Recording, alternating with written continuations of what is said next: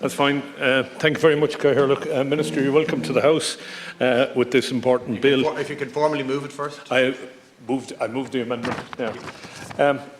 Minister, the Garda superintendents are somewhat concerned that when authorised as a result of this bill to delegate responsibilities to inspectors, the bill deals with inspector, and it sort of limits a superintendent to only delegating to one inspector in under his charge or one of his subordinate inspectors, whereas it may arise that they want to delegate a particular issue to a number of inspectors.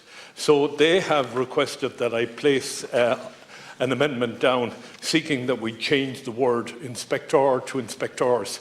And in so doing, we give them the freedom that they will require in order to be able to use more than one inspector. So I'm asking that you would take that on board and agree to it.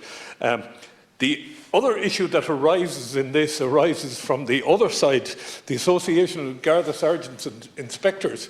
While there is no amendment on the point from the AGSI, they really cannot have an amendment for it, other than to place on notice that if we're going to be asking inspectors to undertake additional duties, we will probably find ourselves in a situation where negotiations will have to take place with the AGSI in the fullness of time as to how inspectors will be compensated for taking on new roles.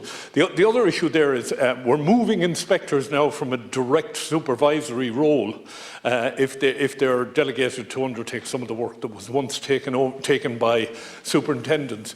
So I have every faith in the AGSI to deal with you on that and to agree a methodology going forward. But I want to flag their interest at this point in time.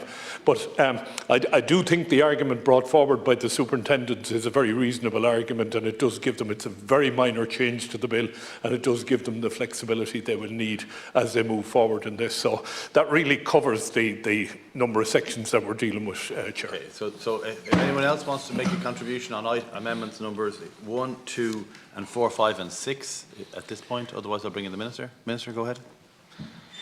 And equally, you're addressing those 5 amendments. Thank you, Gerard. And I thank the Senator for bringing forward these amendments, and I understand the concerns and the reason why they're there. However, I can allay the Senator's fears the concerns are unnecessary. I cannot accept the amendments. The amendments proposed appear to be drafting changes, primarily substituting an inspector for the inspector. On the first amendment, the inserted section 25CA provides that a superintendent can delegate functions to an inspector.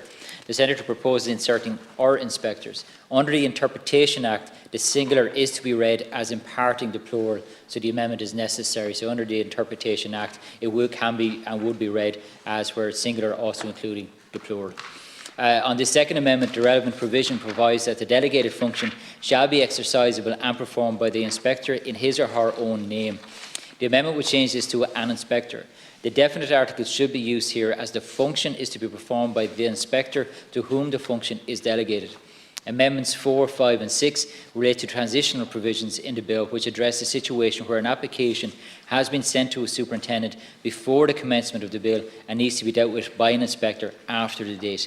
This has been discussed with the OPC. I don't believe there is any issue with this section, but will be further examined before report stage. Thank you very much, Minister. Senator